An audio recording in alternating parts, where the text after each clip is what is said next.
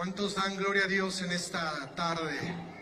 Qué hermoso es adorar y bendecir el nombre de nuestro Dios, porque el nombre habla de su persona. Él es el alto, el sublime, el todopoderoso.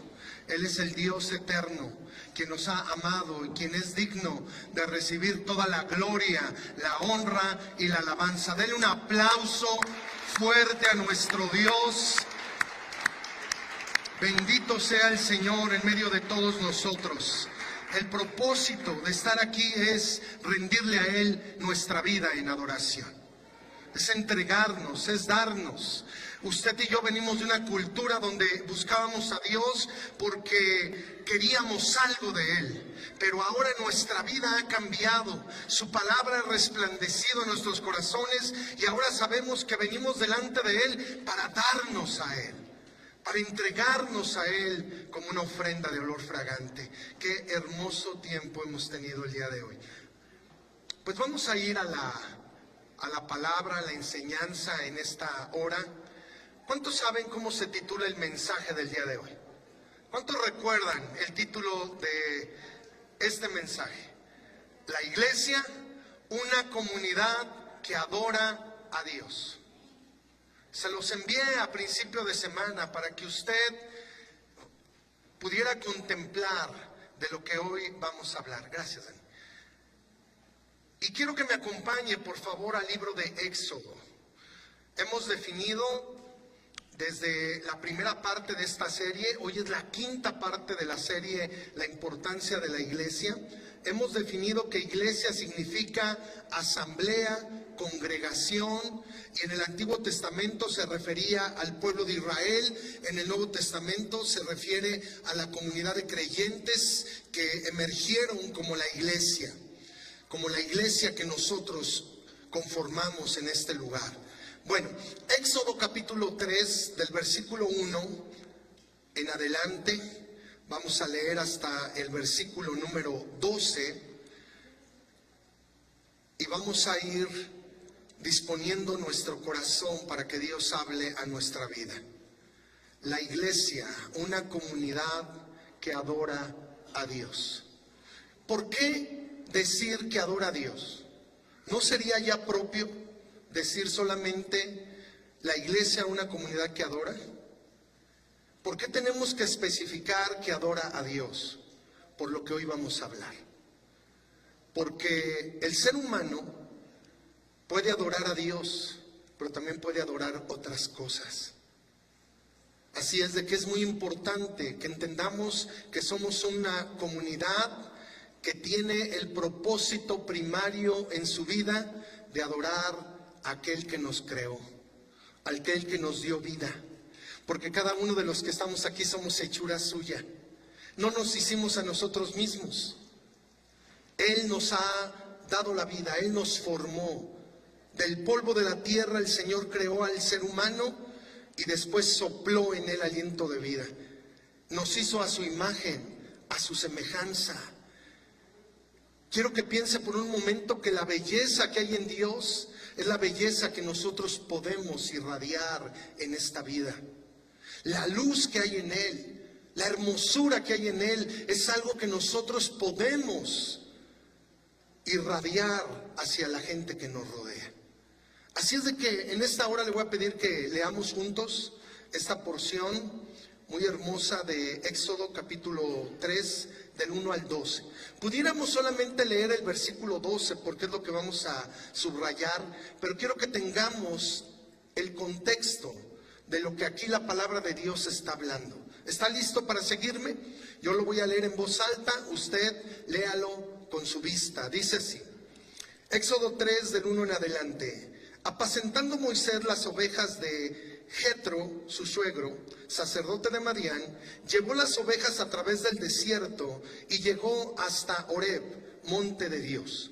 Y se le apareció el ángel de Jehová en una llama de fuego en medio de una zarza. Y él miró y vio que la zarza ardía en fuego y la zarza no se consumía.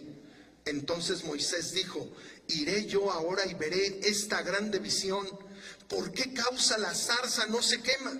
Viendo Jehová que él iba a ver, lo llamó Dios de en medio de la zarza y dijo, Moisés, Moisés. Y él respondió: heme aquí. Y dijo: no te acerques, quita tu calzado de tus pies, porque el lugar en que tú estás, tierra santa es. Y dijo: yo soy el Dios de tu padre, Dios de Abraham, Dios de Isaac y Dios de Jacob. Entonces Moisés cubrió su rostro, porque tuvo miedo de mirar a Dios.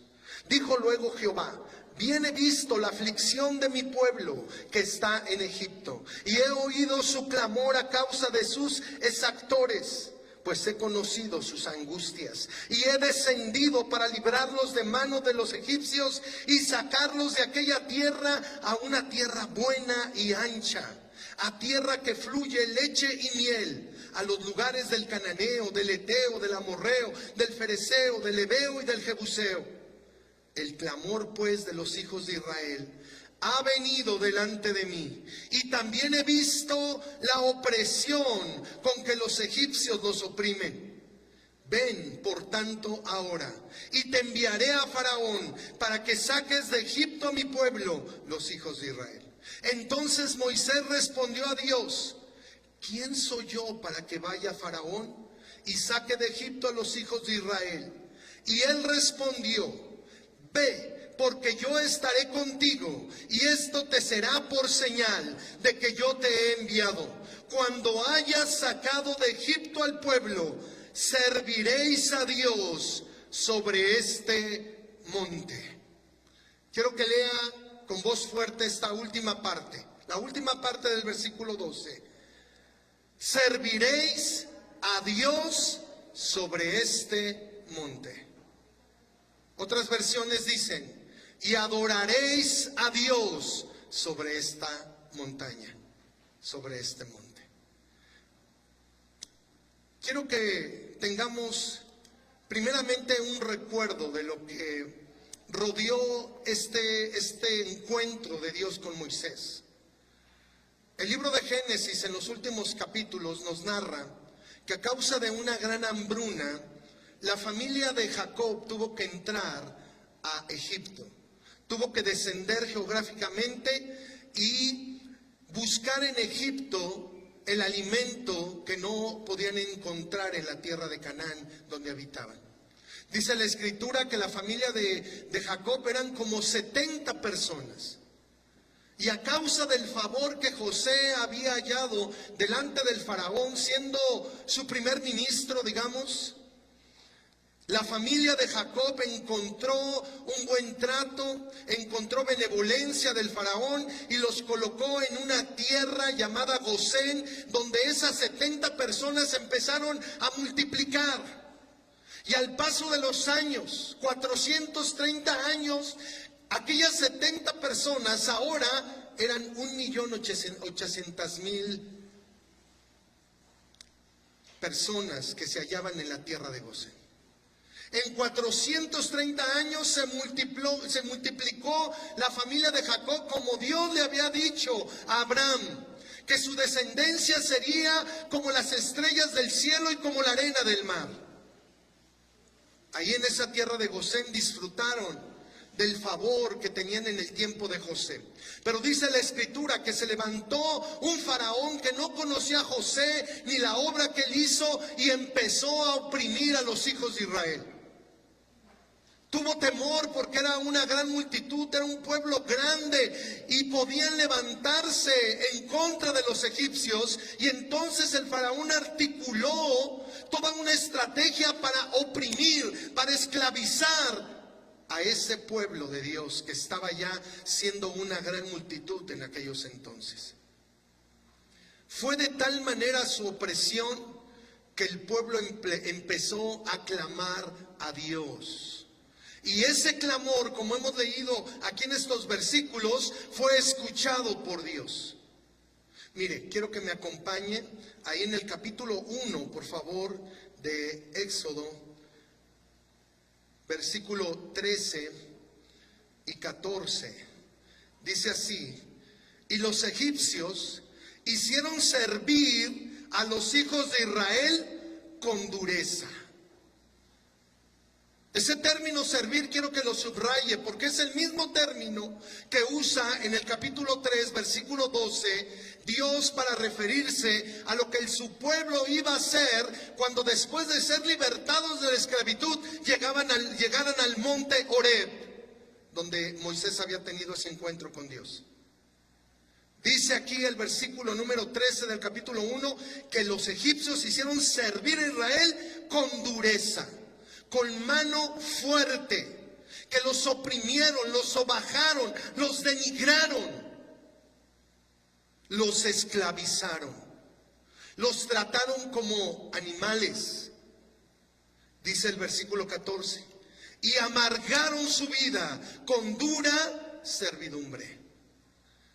La situación del pueblo de Israel era muy difícil. Había quebranto, había dolor, había angustia a causa de esta opresión que estaba viniendo sobre sus vidas. En hacer barro y ladrillo y toda labor del campo y en todo su servicio, al cual los obligaron con rigor. Estas eran las condiciones del pueblo de Israel. Y por eso la Biblia habla de esta condición del pueblo de Israel en Egipto como la condición en que todos nosotros un día estuvimos también oprimidos y esclavizados, no por un pueblo como el egipcio, sino por el pecado que nos esclavizaba, por el pecado que producía dolor, que producía quebranto, que producía angustia, que producía muerte en nuestra vida. Miles de niños murieron a causa de la opresión en Egipto. Usted y yo sabemos la historia de cómo nació Moisés y cómo su madre lo tuvo que esconder porque había una matanza de miles de niños. Fueron tiempos bien difíciles. Y entonces el pueblo empezó a clamar, empezó a buscar a Dios. Y Dios, como leímos en el capítulo 3, escuchó el clamor de su pueblo y le dijo a Moisés: he venido, he descendido para traer libertad a mi pueblo. Qué hermoso es Dios, que cuando nos ve en una condición de esclavitud al pecado, en una condición de quebranto, de dolor, de muerte, Él nos salva, Él nos libera, Él nos da una vida diferente. Qué hermoso es Dios. No podemos olvidar la salvación tan grande que hemos recibido del Señor, porque íbamos en un camino de perdición, de dolor, de muerte, y ahora tenemos vida y vida eterna. Y vida eterna. Sí. Entonces, después de recordar esto, veamos el diálogo de Dios con Moisés. En un monte llamado Horeb, donde Moisés estaba apacentando las ovejas de su suegro. Un buen suegro, diría yo. Es posible ser un buen suegro. No sé si sea posible ser una buena suegra, pero ser un buen suegro es posible. Aquí está Yetro. Puede haber otros pasajes. No, esta Noemí fue una buena suegra para Ruth. Sí hay también. Pocas, pero hay. Y entonces aquí el Señor se encuentra con Moisés, que está apacentando las ovejas de su suegro, y entonces Moisés puede percibir que hay una zarza en medio del desierto, que era muy común que a causa del clima se prendieran en el día, pero la situación con esta zarza era que la zarza ardía y ardía y no se consumía. Y esto fue algo que impactó la vida de Moisés y dijo: tengo que acercarme y tengo que ver esta gran visión, porque no era algo ordinario, era algo extraordinario. Y así es Dios con nosotros. En medio de lo ordinario, en medio del día a día, de lo común, Él hace cosas extraordinarias, poderosas, majestuosas, increíbles. Y tiene un diálogo con Moisés, y lo primero que le dice es: Moisés, Moisés, detente y quítate el calzado de tus pies, porque la tierra donde hoy estás parece que es una tierra árida, común, pero es una tierra santa. Y era santa a causa de la presencia de Dios. porque Dios es santo, santo, santo. Es el Señor Dios Todopoderoso. Y entonces el Señor empieza a decirle a Moisés que Él va a ser un instrumento que va a usar con poder, con fuerza, para que Él regrese a Egipto, porque 40 años antes atrás Moisés había salido de Egipto. Y 40 años estuvo ahí en el desierto de Madián, pero ahora Dios lo había escogido para que regresara a Egipto y a través de este hombre traer libertad a toda una nación ya, a toda una multitud. Y Dios le dice que lo va a usar. Y Moisés entonces le dice: Señor, pero ¿quién soy yo? Si hasta tartamudo soy. ¿Cómo puedes pedirme eso? Y el Señor le dice: sí, tú lo vas a hacer. Y yo voy a estar contigo. Y yo voy a estar a tu lado. Y yo te voy a respaldar. Y dice la Escritura que Moisés fue como Dios para Faraón y su hermano Aarón como un profeta. Tremendo la obra que Dios hizo a través de Moisés. Pero mire, el versículo 12 nos revela el propósito de la salvación. El propósito de liberar al pueblo de la opresión. Ahora, el término que habla de servidumbre, de opresión, de servir, es el término hebreo abad, con todas sus derivaciones. Acuérdese de aquellos que estaban en los monasterios y a algunos se les nombraban abad. Ese es el término hebreo. Y el término hebreo abad significa trabajo forzado, trabajo duro, trabajo donde se te van las fuerzas. Y es lo que dice los versículos que leímos en el capítulo 1, 13 y 14, de lo que hicieron los egipcios con el pueblo de Israel. Los empezaron a llevar a un trabajo forzado, a un trabajo tan opresivo que morían, que daban la vida los hebreos en los campos, en el trabajo para servir a sus señores, los egipcios. Era un trabajo arduo, era un trabajo con fatiga, era un trabajo que producía dolor. ¿Cuántos han trabajado hasta que las manos se les quedan entumidas? ¿Alguno? Que ya no puedes más. Que te quieres sentar y tus rodillas ya no pueden porque estuviste tanto tiempo de pie que ya no puedes ni sentarte. Que te duele todo. Desde la punta de la coronilla hasta la planta del pie. Mira, quizá aquí en la ciudad trabajamos de una manera diferente, pero la vida del campo es bien dura. Observa cuando vayas al campo las manos de alguien que trabaja la tierra, que prepara la tierra, que ara la tierra, que planta la semilla, que tiene que cuidar la semilla, que ve germinar esa semilla y tiene que tener sumo cuidado. Porque si no, no va a cosechar absolutamente nada. Dile al que está a tu lado: si piensas que trabajas, hay otros que trabajan más fuerte. Sí. Eres como un flojonazo a su lado. Sí. Con esto quiero decirles que el trabajo del pueblo de Israel era pesado, era duro, era exhaustivo. Solamente podían descansar un momento porque a la mañana siguiente era nuevamente a trabajar. Y llegó un momento en que les daban los elementos, la paja, pero después la tuvieron que conseguir para hacer el ladrillo, para construir las grandes ciudades de almacenaje en medio del pueblo de Egipto. Era una situación donde tenían un yugo, donde estaban siendo pisoteados por el pueblo de Egipto. Y por eso la Biblia habla de esta condición como la condición que tiene una persona sin conocer a Cristo. Oprimida, quebrantada, con dolor, con cansancio, que no quieren vivir, que no tienen propósito, que no tienen sentido para la vida. Imagínate, en 400 años, cuántas generaciones nacieron ya como esclavos. ¿Qué sueños puede tener un esclavo? ¿Qué anhelos puede tener un esclavo?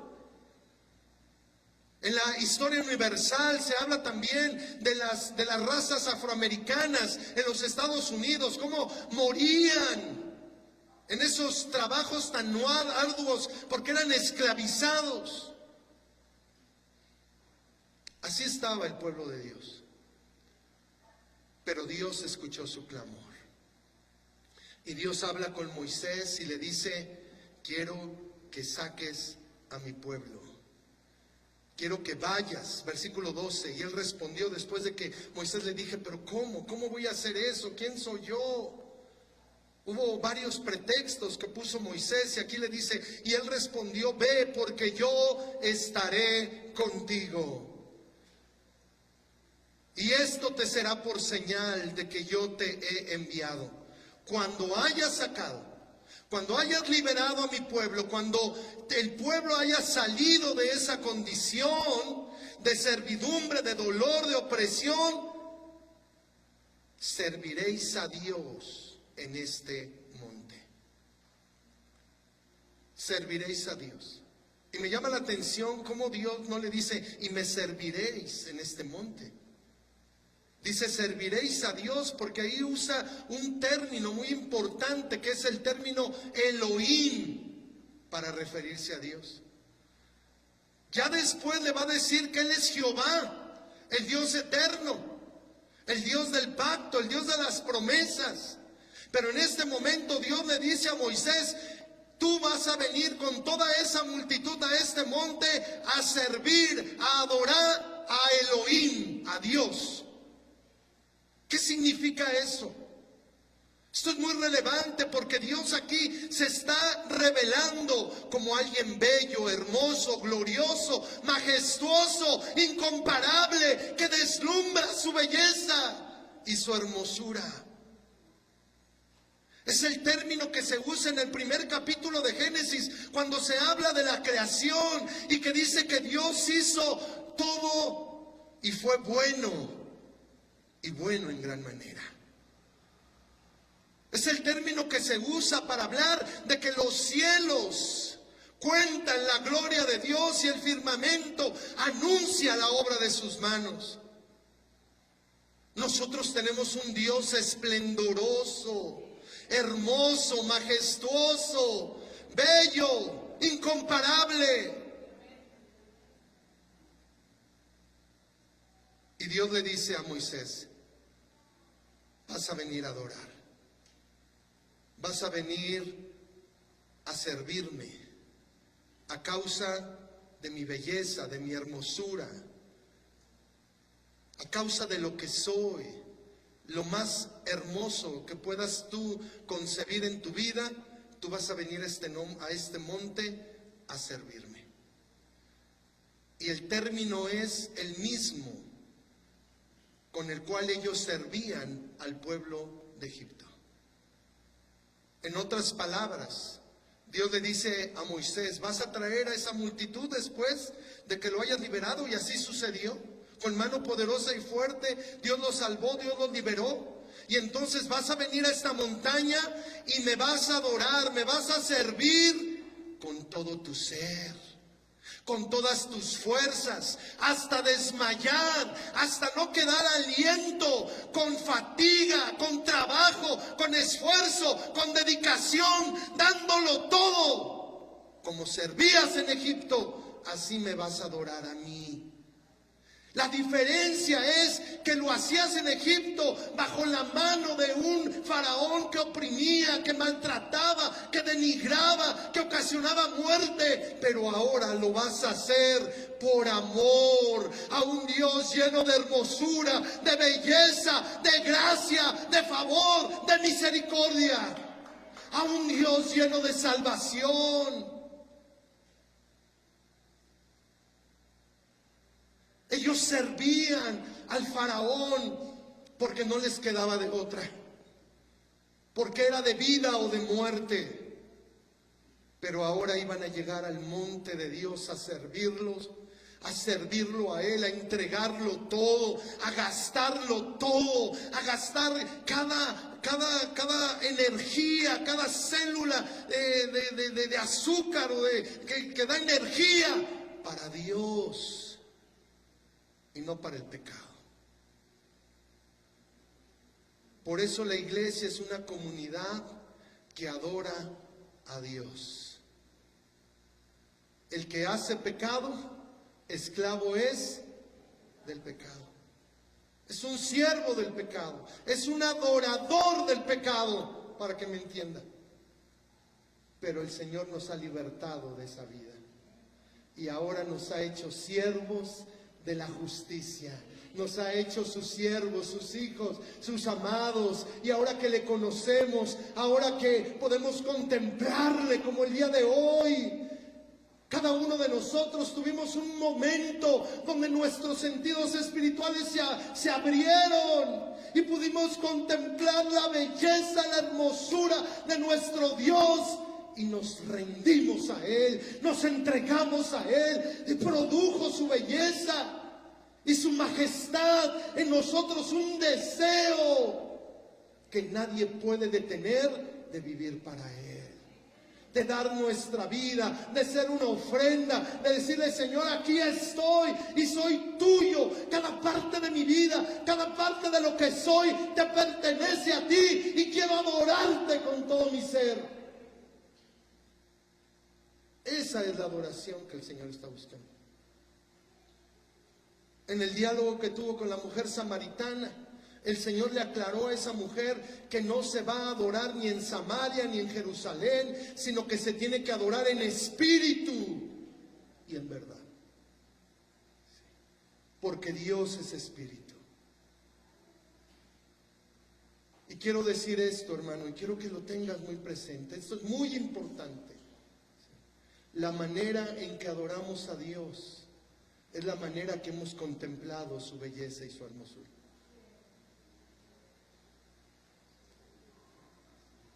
Lo voy a volver a repetir. La manera en que adoramos a Dios tiene que ver con que hemos contemplado su belleza, su hermosura, su belleza, su majestad. Él es el más hermoso de los hijos de los hombres, dice el Salmo.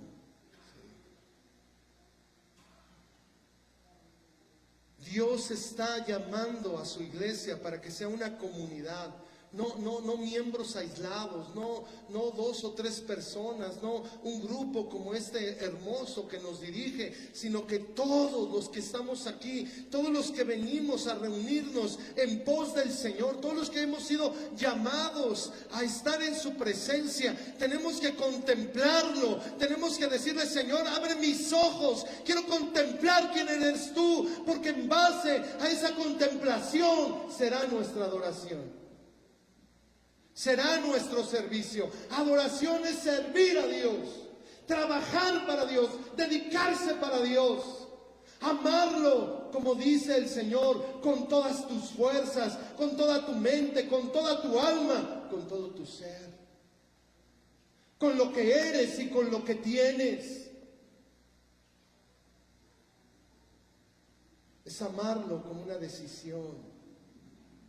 Es amarlo y decirle: Señor, yo te doy todo lo que hay en mí, todo lo que tengo, porque yo sé quién eres. Eres el Dios que me sacó de esa condición de opresión, de servidumbre. Yo soy aquel que vio milagros como el pueblo de Israel cuando abriste el mar delante de ellos y pasaron en seco. Yo soy alguien hoy en este tiempo que he visto tu provisión, he visto cómo tú has derramado tu gracia y tu favor, como en los días cuando descendía el maná y tu pueblo era sustentado. Así has sustentado mi vida. Yo he visto tus milagros, yo he visto tus maravillas. Yo sé quién eres y por eso te adoro.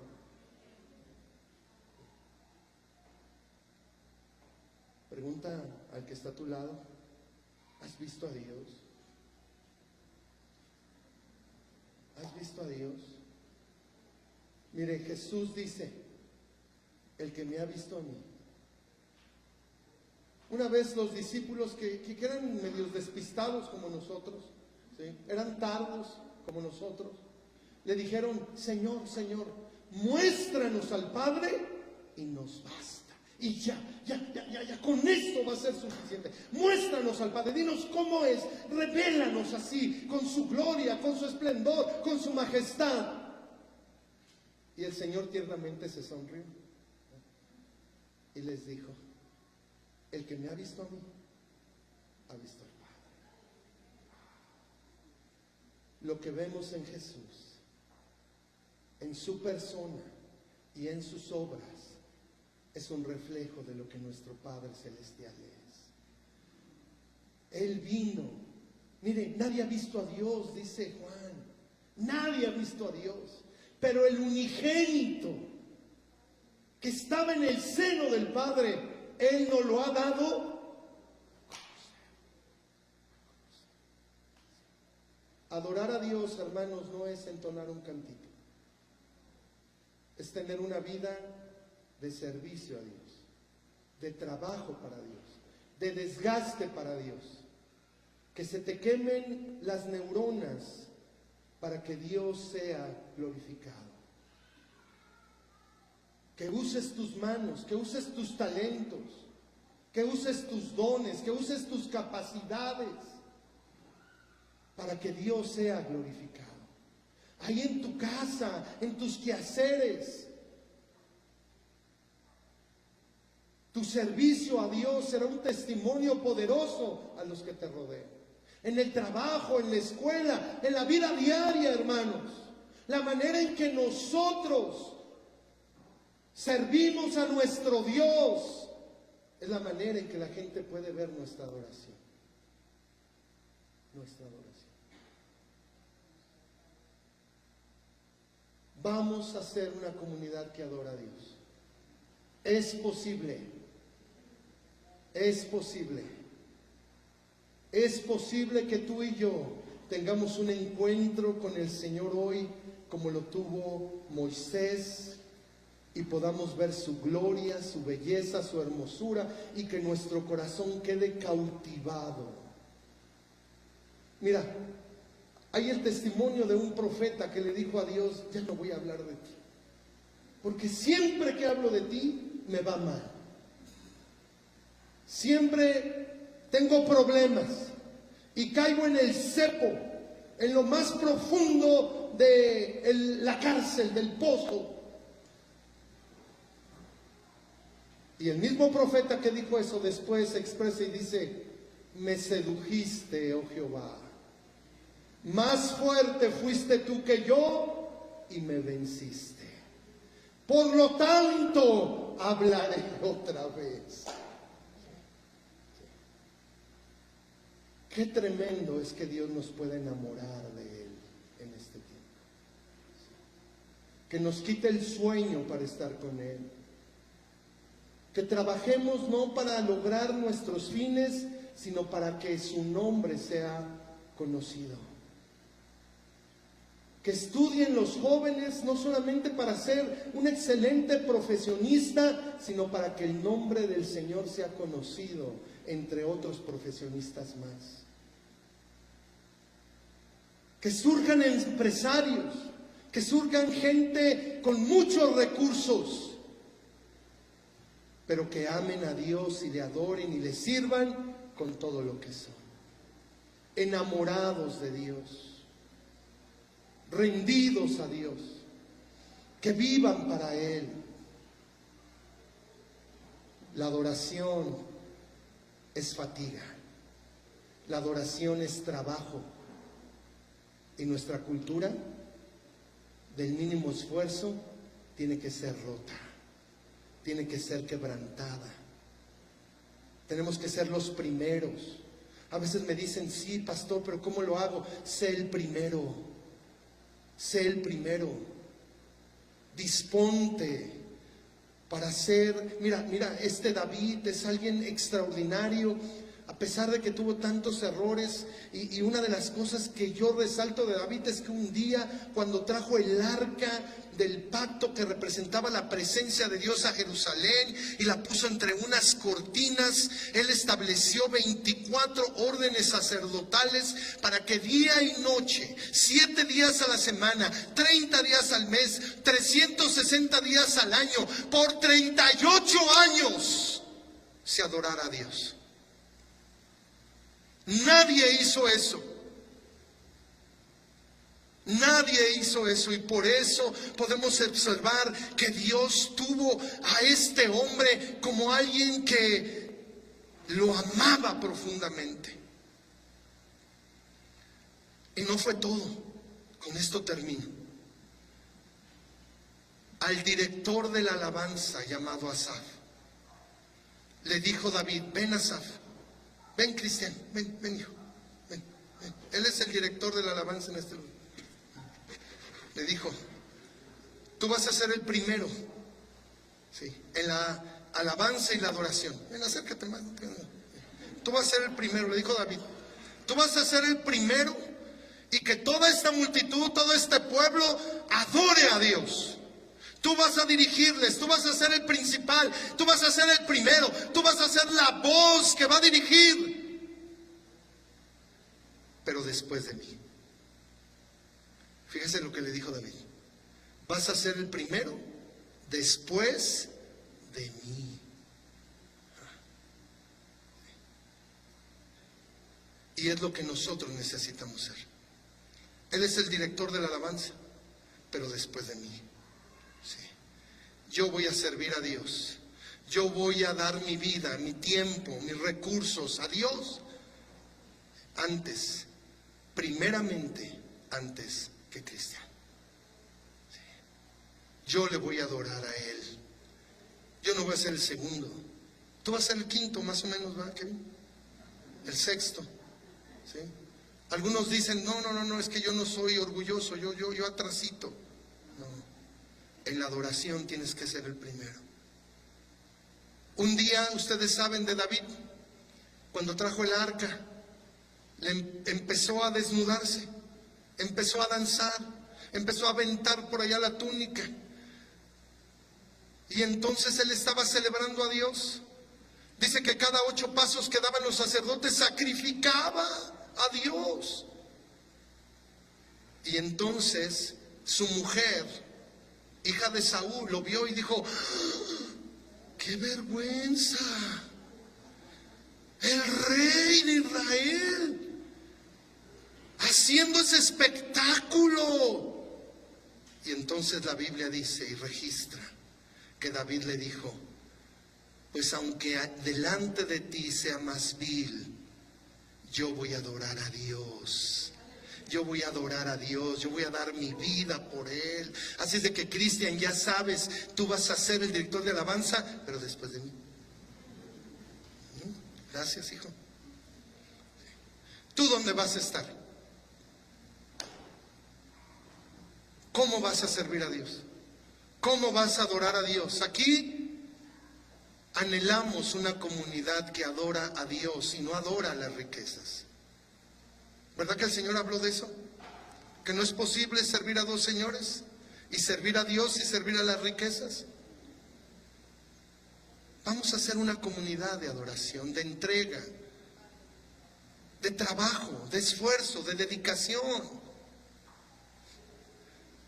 En ocasiones nuestro pastor dice: el único motivo por el cual usted no está aquí es que ya se fue al cielo. ¿Sí? ¿Verdad, pastor? La única justificación para que usted no venga a la iglesia es porque ya se fue al cielo. Y es que yo he escuchado, amado pastor, y perdón que me extienda un minutito más, pero he escuchado hermanos que dicen: es que no voy porque ya ven cómo está el COVID, y yo estuve enfermo y no voy a contagiar a algunos, y por amor a los demás, por eso me quedo en mi casa. Mangos, como dice el pastor. Sí. Es porque no han visto a Dios.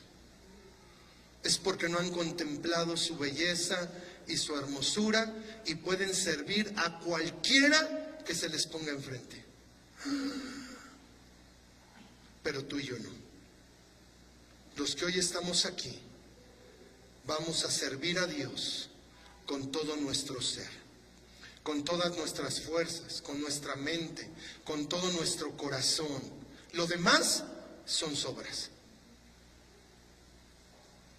Lo demás no tiene sentido. Dios lo entregó todo. Lo dio todo. Y es lo que busca de su pueblo. Que nos entreguemos como un sacrificio vivo, santo y agradable a Él. El holocausto. El sacrificio que se quemaba completamente para Dios. Puestos de pie. Una comunidad, la iglesia, una comunidad que adora. ¿A quién adora? A Dios, a Elohim, al Shaddai, al Adonai, a Jehová, a ese Dios lleno de hermosura y de belleza.